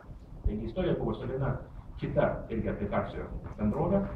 Reiškia, jinai buvo įkurta Odesoje, buvo 12 žmonių. Reiškia, nusprendė, kad kaip savaime jau nelabai gali egzistuoti. Nusprendė, reiškia, parduoti tą kompaniją. Reiškia, ir bankeriai, jų investuotojai, reiškia, bandė parduoti pirmus pusę metų. Sakė, kad nelabai pirkėjai atsiranda, nes, sakysime, trūksta jums to profesionalizmo pojūčio. Reiškia, visi komentarai, kur gauna iš pirkėjų, kad čia pusiau namūdinis objektas. Jie pasisamdė, reiškia, gerą dizainerį, funkcionaliai nieko nepakeitė, tik tai pakeitė dizainą, reiškia, ir po 3 mėnesių pardavė visą kompaniją už $12 milijonų. Ir vienintelis skirtumas, kas buvo padaryta, tai buvo profesionaliai padarytas dizainas, nes pirkėjai, tą kompaniją, kuri nupirko, galite pasigilinti, Opera nupirko tą kompaniją. Reiškia, vienintelis dalykas, tai jie tiesiog įžvelgia, kad atrodo profesionaliai, nes tai siunčia tokią subtilę žinutę, kad visa kita irgi yra profesionaliai. Taigi kartais apsimoka tokios investicijos. Ir gal paskutinis pavyzdys irgi, kodėl apsimoka iš tikrųjų investuoti į kokybę. Nežinau, ar teko skaityti jums ne apie McDonald'o sėkmės istoriją, bet man, kai aš skaičiau paauglystėje, man toksai buvo pribloškinantis faktas, kad jie išleido $2 milijonus bulvyčių kepimo recepto atradimui. Realiai, dokumentuotas faktas. Jie išbandė 1000 kombinacijų skirtingų aliejų su skirtingom bulvytėm, skirtingų pjūvių, storio, ilgių, ten ir panašiai. Atrodytų, nedaug skiriasi tos McDonald's bulvytės, sakysim, nuo paprastų bulvyčių. Ten skirtumas tikrai netoks, kad $2 milijonus reikėtų įmesti. Bet keista bebūtų, bet pagal vartotojų apklausas, ką vartotojai aplamai jų pastebėjimas ir numer vienas toksai feedbackas apie McDonald'ą, kad kur pasaulyje tu nesi, bulvytės visada vienodai skanios. Ten ne milimetro nesiskiria, ten Oklahomai perki ar Tokijo ar dar kažkur tai.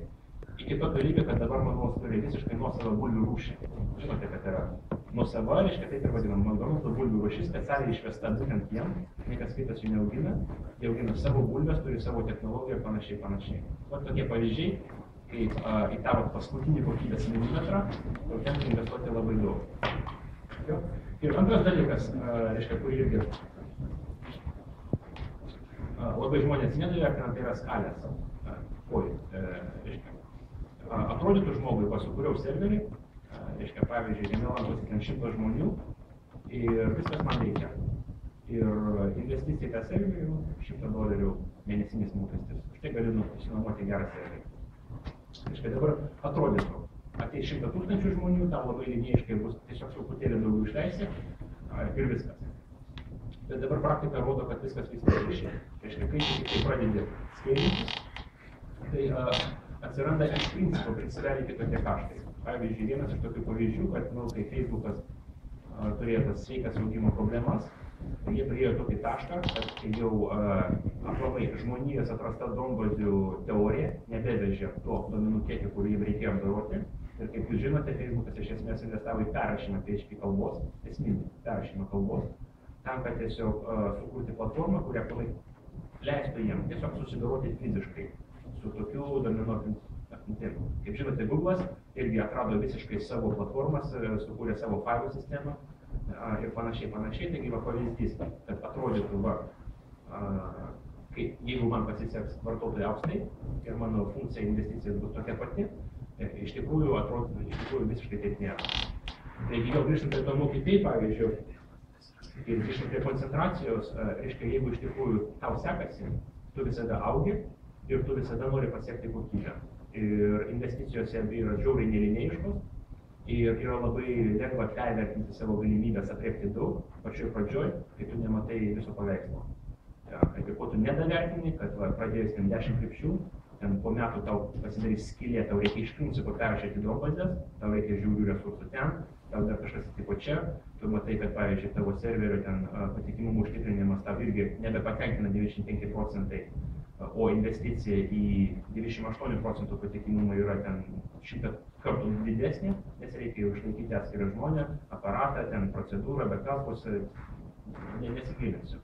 Taigi vienintelis, kas tave išgelbė, kad tu iš karto savo sąžiningai pasakai, aš darau tik tai tą ir toliau nieko. Tai va, tokia mano būtų analizė mokėtai. Man patinka jų sritis, manau yra labai perspektyvi.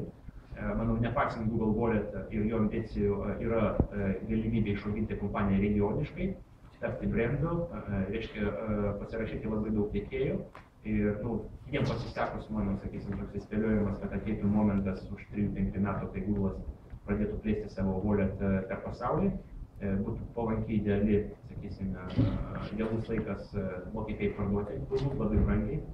Nes, pavyzdžiui, kaip plečiasi Grouponas, kaip žinote, superka tiesiog mažus dalyvius per pasaulį ir tai dažna taktika. Taigi, manyčiau, tai perspektyva yra sudarinė. Čia pliusas. Minusas, manau, kad jie bando daryti per daug, asmeniškai.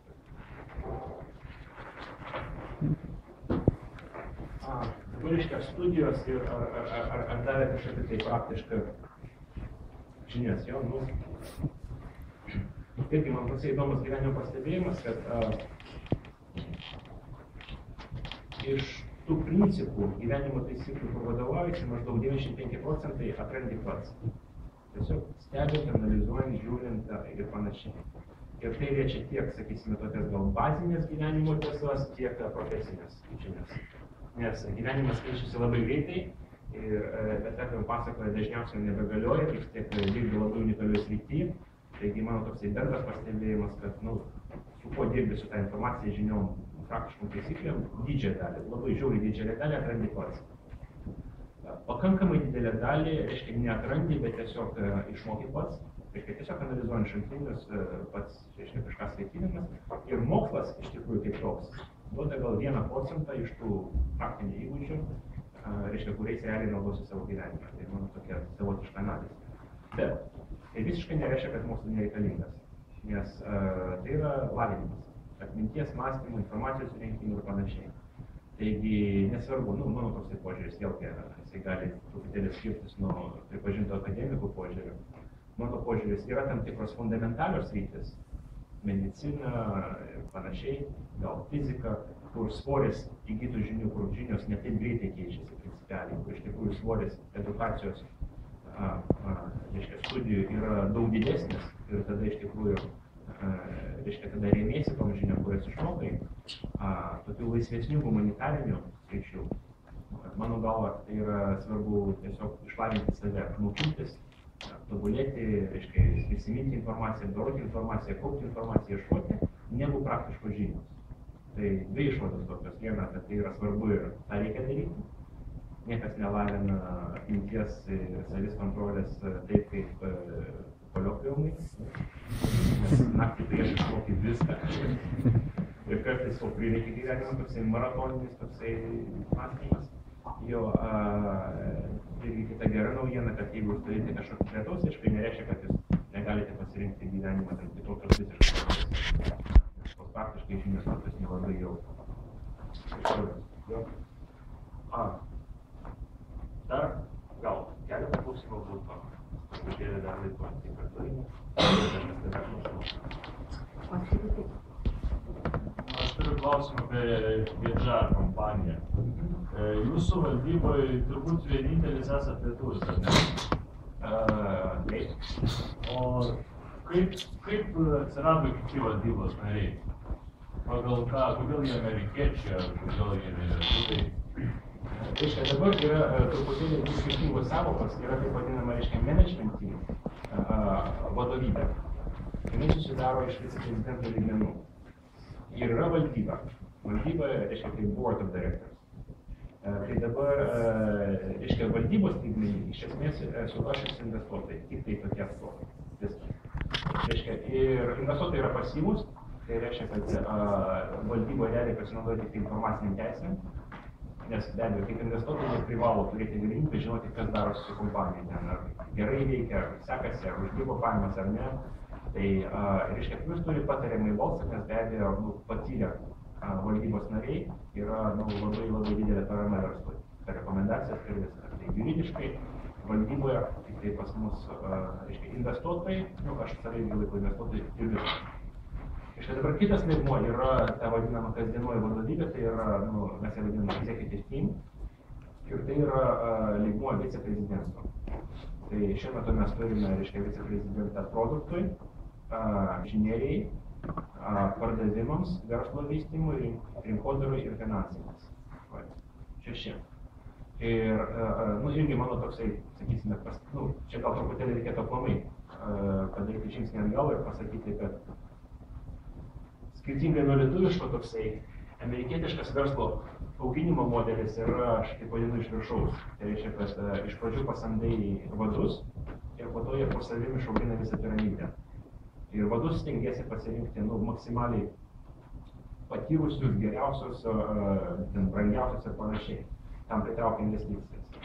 Taigi, jeigu, pavyzdžiui, pradedi kompaniją 10 žmonių, tai tikėtina, kad pirmieji žmonės, kuriuos nori pasamdyti, tai yra aukščiausio rango vadai.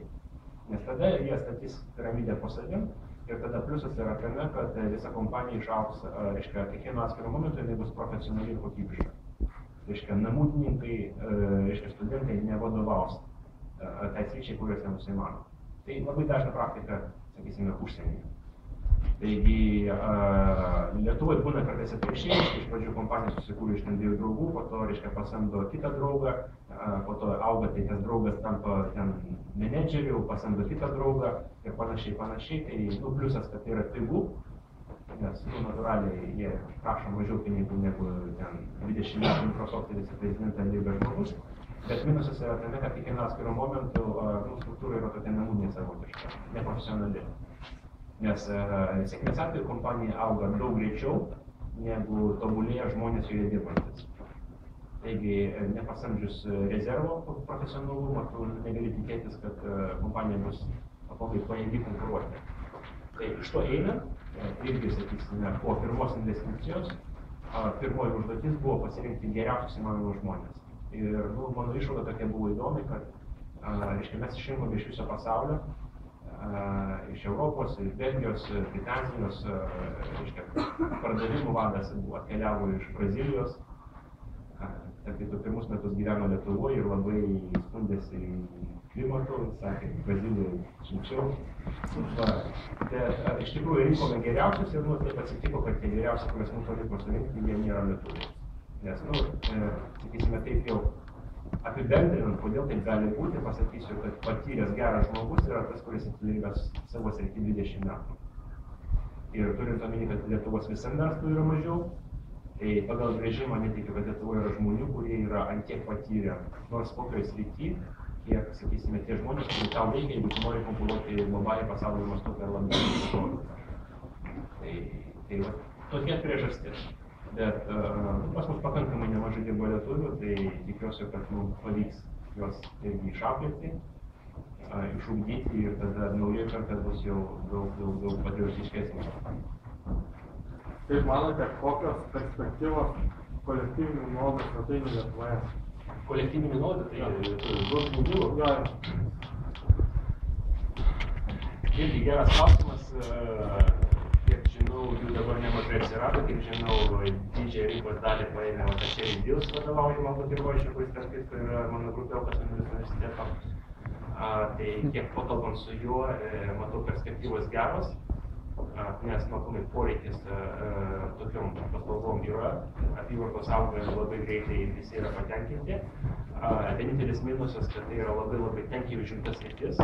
Ir naujiem žaidėjim aš beveik beviltiškai manau, kad galima jo aplamai įsitvirtinti. Taigi perspektyva yra, bet naujų panaudų yra labai sunku. Kaip vertinate elektroninės komercijos plėtrą Lietuvoje ir užsienyje, kalbant apie mobiliasias aplikacijas, mobiliasias interneto svetaines, kaip tai šitoje terpėje?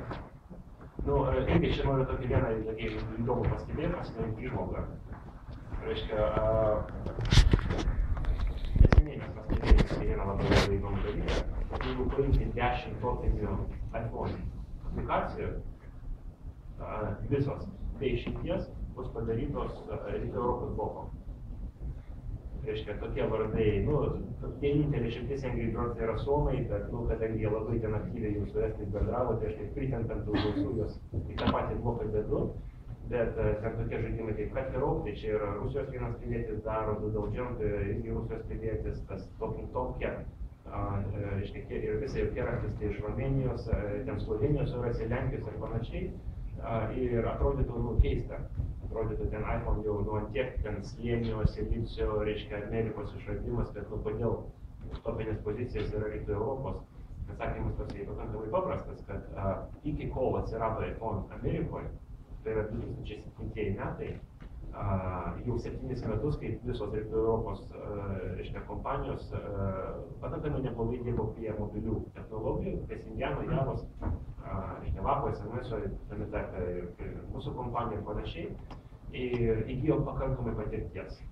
Nes tai reiškia, kad, sakysime, mobilius žaidimus tikrai pradėjo amerikonai rašyti prieš 4 metus, bet kai jie konkuravo su kompanijom, kurie jau dirbo 10 metų ir daugiau rinkų, tai praktiškai 9.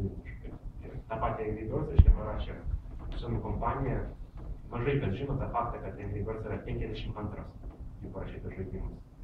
Ir, reiškia, prieš tai 10 metų rašė žaidimus visokiom su mobiliom platformom, turiu dizainerį, reiškia, kokybiškai ir panašiai.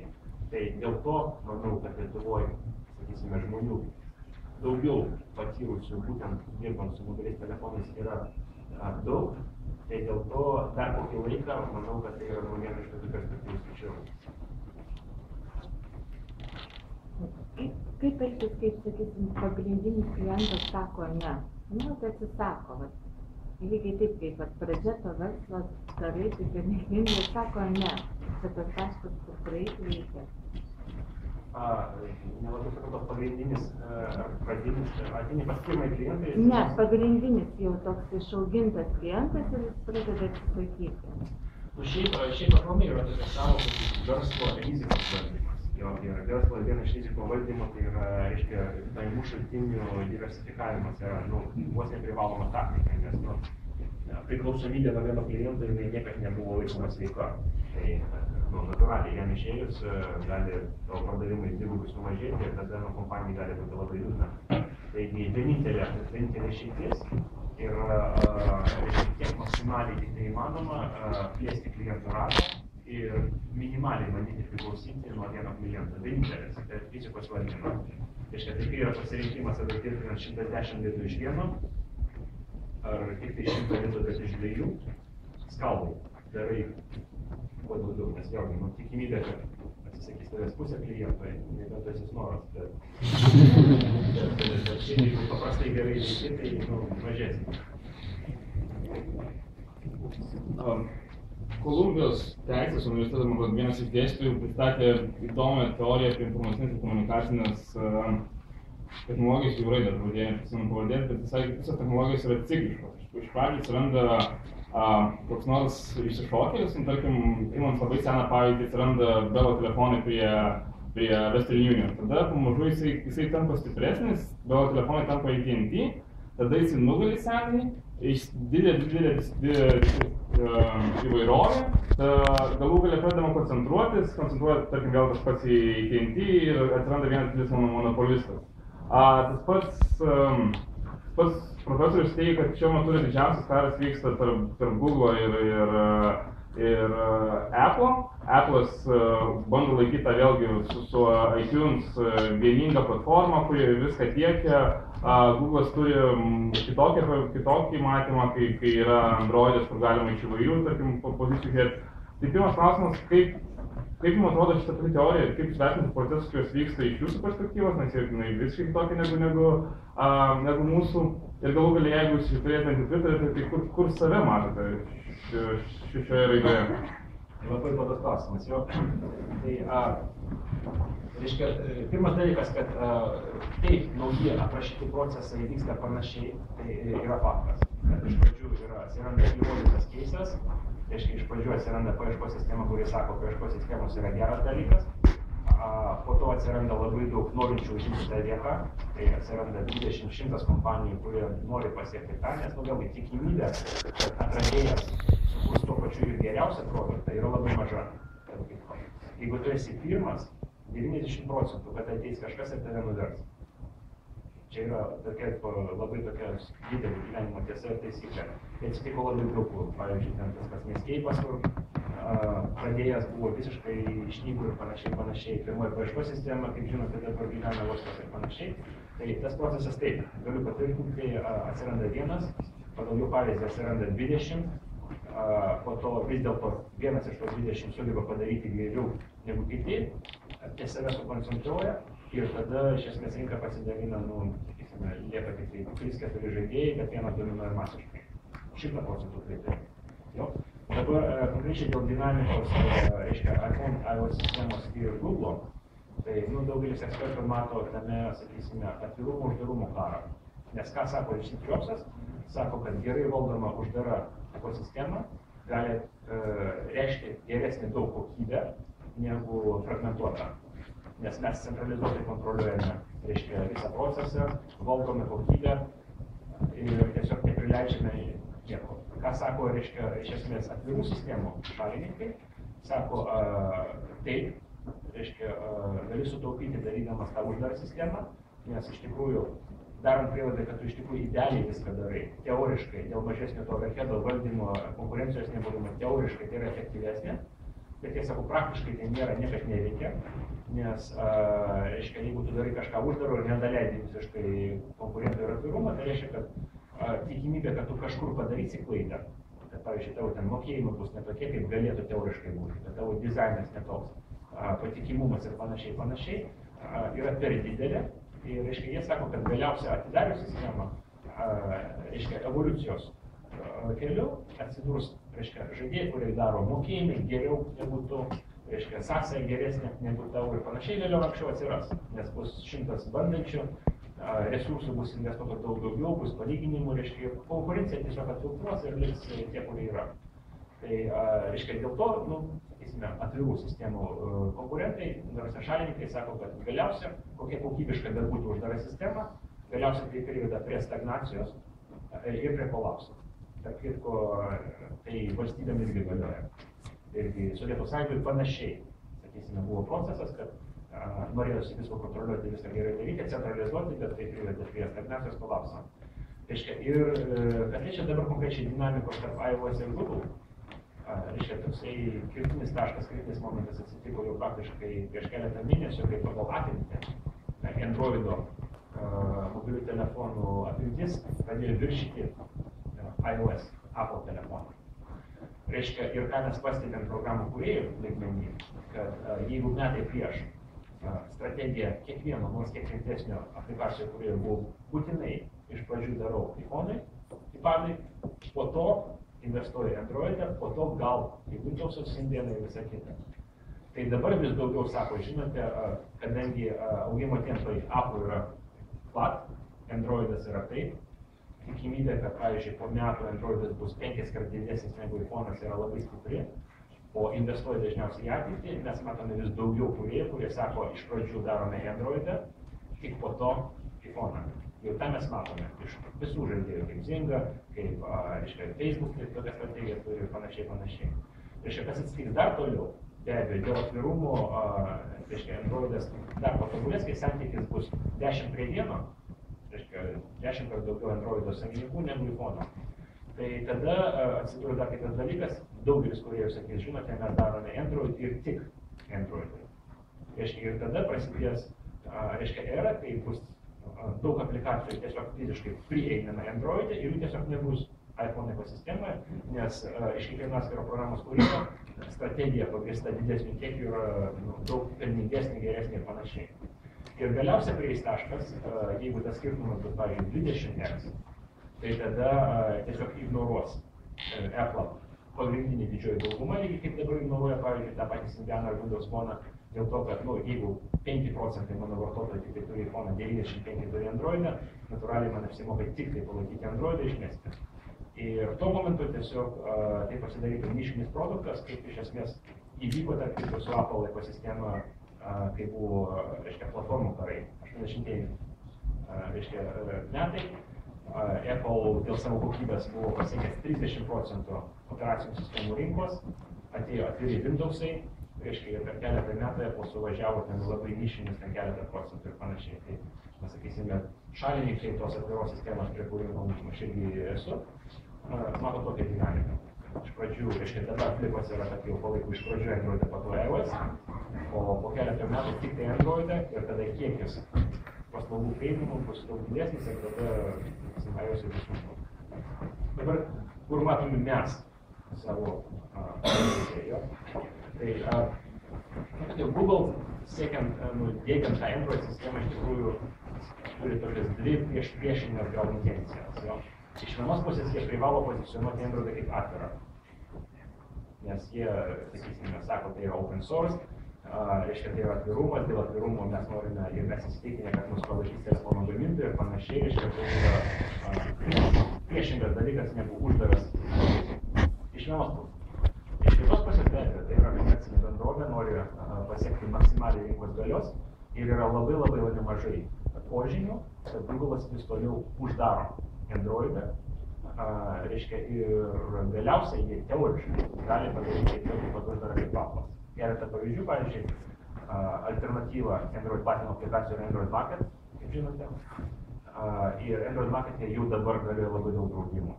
Pavyzdžiui, tu negali dėkti kitų mokėjimų sistemų negu checkout.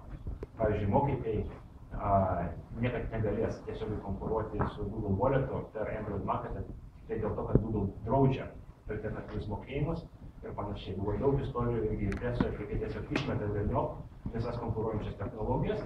Taigi kita intencija yra, reiškia, išlaikant pakankamai atvirumo, kad gauti palaikymą, vis dėlto valdyti maksimaliai įmanomą rinkų galios. Tai va, balansas tokia iš esmės apibūdina strategiją.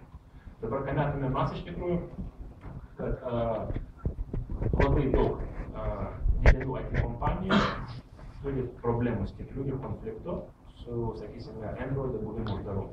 Tai pavyzdį pasakysiu, kad pavyzdžiui, paimkite kompaniją kaip Amazon ir kad Google neleidžia jokių alternatyvių mokėjimų sistemų ir visus transakcijas, reiškia, apmokestinti 30%, Amazon verslas kaip toks tiesiog fiziškai neįmanomas, neleistinas per Android Market platformą. Tiesiog neleistinas. Dėl to, ką daro Amazonas teikia visiškai, kaip žinote, savo aplikacijų platinimo parduotuvę. Visiškai. Nes jų verslas nėra tiesiog palaikomas Google valdomam Android'e. Ta pati dinamika yra iš visų kompanijų. Pavyzdžiui, Microsoft paieška Google valdomam Android'e tiesiog neegzistuoja. Kaip žinote, tai yra daug milijardinis verslas. Facebook kredito sistema, kaip žinote, kaip mokėjimai, tiesiog fiziškai nesuderinama su Android Market taisyklėm, nes vėlgi visi mokėjimai yra draudžiami, jeigu jie nėra Google ir panašiai. Ir kas atsitinka, tai yra būtent tų didesnių interneto žaidėjų strategijos konfliktuoja labai stipriai su būtent tą strategiją, kurią pasirinko Google. Taigi, ką mes pozicionuojame, iš tikrųjų mes sakome, skirtingai nuo Google mes neturime ambicijų paieškoje, žemėlapiuose, mokėjimuose ir panašiai. Mes statome platinimo kanalą, kuris, reiškia, yra visiškai atviras, reiškia, mes neapmokestinam visiškai to kanalo ir mes neimam jokių procentų mokesčių už bet kokias transakcijas. Taigi pozicionuojam tą platinimo kanalą kaip daugiau tinkantį tokiem žaidėjim kaip Microsoft, Facebook ir panašiai. Vėlgi, kaip pasiekmi mes gauname palaikymą iš didžiausių web žaidėjų. Pavyzdžiui, jeigu skaitote naujienas, mes paleidžiame labai daug ekskliuzyvių projektų, kur, pavyzdžiui, kompanijos kaip Zynga paleidžia produktus per mus, vien dėl to, kad, reiškia, Zynga atsiskaitimai, tokie kaip jie egzistuoja Facebook'e ir internete, tiesiog draudžiami Google ir panašiai. Ir, vėlgi, mūsų statymas yra ant to, kad, reiškia, bus pakankamai rinkos galios iš tų ne Google didžiausių žaidėjų, kurie, sakysime, būtent turint omeny, kad jau apsunkinta yra strategija po Google valdomo Android'o, norės palaikyti alternatyvią ekonomiką, kokią norėtume būti mes. Tai čia mūsų pažadas, reiškia, profesionalams kūrėjams. Mūsų pažadas vartotojas yra truputėlį kitoks, nes vartotojams nesvarbu, uždara atvira duok. Reiškia, mūsų pažadas yra visai kitoks ir mes sakome, kadangi mūsų verslo modelis yra skirtingas. Reiškia, mes imam pinigus ne iš to, kad parduodame aplikacijas vartotojams, o mes mokame pinigus už tai, kad Groupon, Zynga ir panašiai sumoka mums už platinimą jų aplikacijų. nes jie turi savo verslo modelis, jie vartotojai yra vertė. Ir, pavyzdžiui, vietoj to, kad parduoti Angry Birds už $1 vartotojui, mes geriau paimsime $5 iš gruponų už tai, kad atnešime jam vartotojui. Nes jam vartotojas yra vertas $10. Nes jie ištraukia tą vertę per kuponus, per pajamas ir panašiai.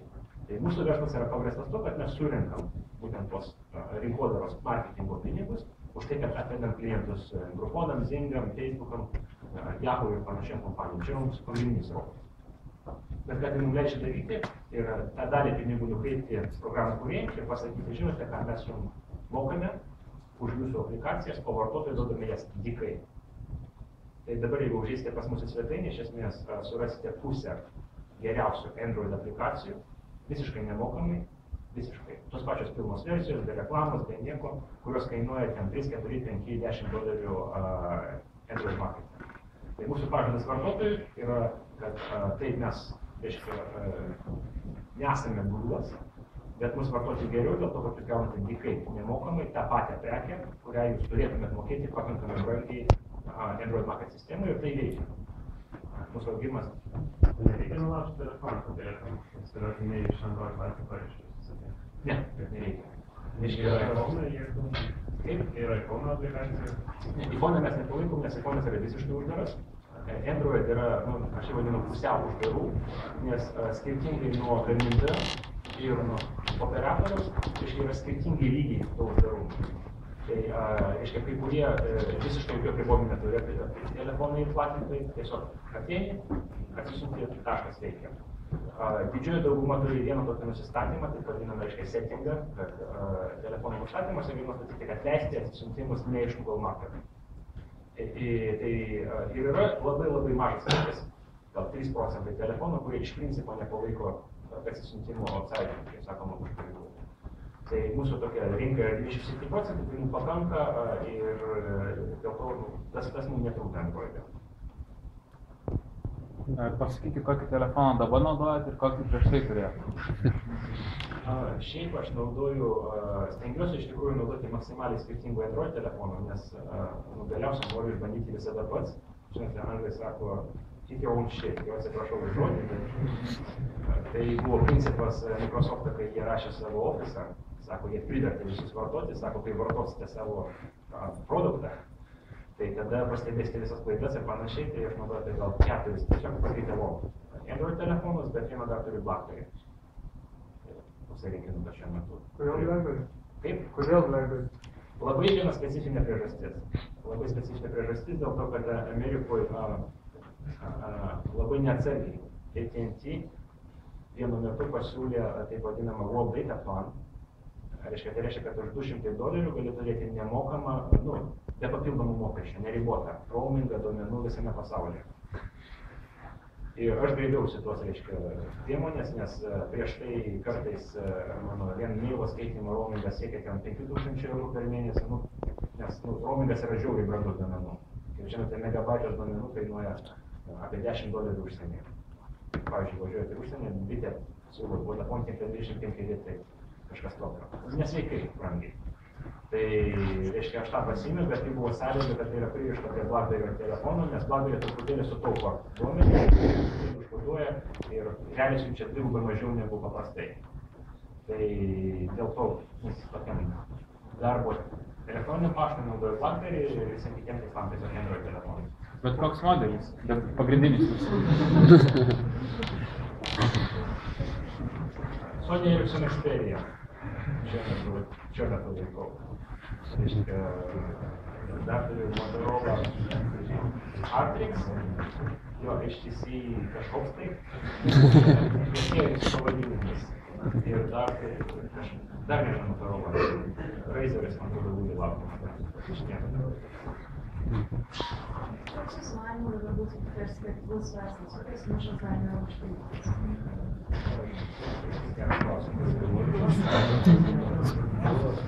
Šiaip galima be galo daryti. Iš tokių, kur aš manau, kad reikia laiko.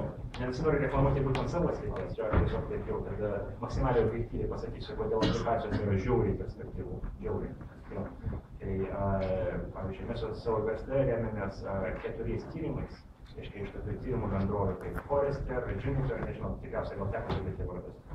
Reiškia, ir tyrimų bendrovės maždaug vertina mobilių aplikacijų rinką kaip tokią apie $50 milijardų kasmet jau 2015 metais. Tiesiog palyginimui, kad neabstraktinis medžiagų skaičius, pasakyti, kad visa muzikos industrija, visa, reiškia, su Lady Gaga, Rihanna, ten, reiškia, visom žvaigždėm, ten limuzinais ir visko, 25 milijardai per metus. Aplikacijos yra dvigubai tiek. Sakysim, kitas kampas pažiūrėti, aš visada